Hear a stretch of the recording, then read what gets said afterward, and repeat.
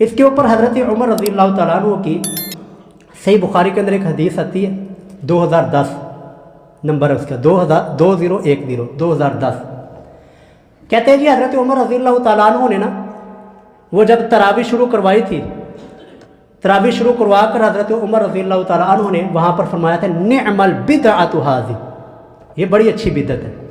तो लिहाजा बिदत भी अच्छी भी बिदत होती है, बुरी भी बिदत होती है। जबकि इसी वजह से तो आपको रोका जाता है ना पढ़ना कुरान, ना पढ़ना हदीस। अब वो हदीस ज़रा जाकर ना पूरी पढ़िए, का नंबर मैंने आपको बता दिया 2010 सही बुखारी के अंदर ये हदीस मौजूद है। उसके अंदर यह है कि हज़रत उमर ने कोई बिदत शुरू नहीं करवाई थी। उस हदीस को ज़रा अच्छी तरह समझ के जाएं। उस हदीस में यह है कि हज़रत उमर रज़ी अल्लाह तआला अन्हु मस्जिद के करीब से गुजरते हैं तो देखा कि कुछ लोग एक ग्रोह, एक टोली की शक्ल में यहाँ पर खड़े होकर तरावी अदा कर रहे हैं, कुछ लोग वहाँ पर एक इमाम के पीछे, कुछ लोग वहाँ पर एक इमाम के पीछे, यानी मुख्तलिफ टोलियों के शक्ल में वो तरावी अदा कर रहे थे, वो नवाफल पढ़ रहे थे। मुख्तलिफ टोलियाँ बनी हुई थी मस्जिद के अंदर। तो हज़रत उमर रज़ी अल्लाह तआला अन्हु करीब से गुजरते और हज़रत उमर के अल्फाज सही बुखारी के अंदर मौजूद है। हज़रत उमर रज़ी अल्लाह तआला अन्हु ने फरमाया इन्नी अरा लौ जमाअतु हाउलाई अला क़ारिइन वाहिदिन लकान अमसल।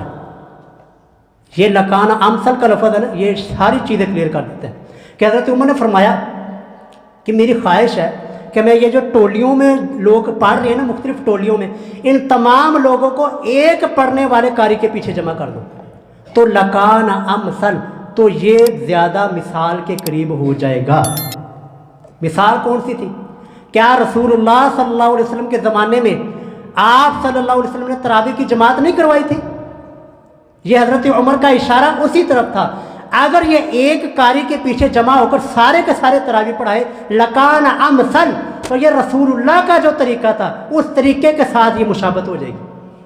तो ये कहाँ से बिदत निकाली थी आप हज़रत उमर रज़ी अल्लाह तआला ने?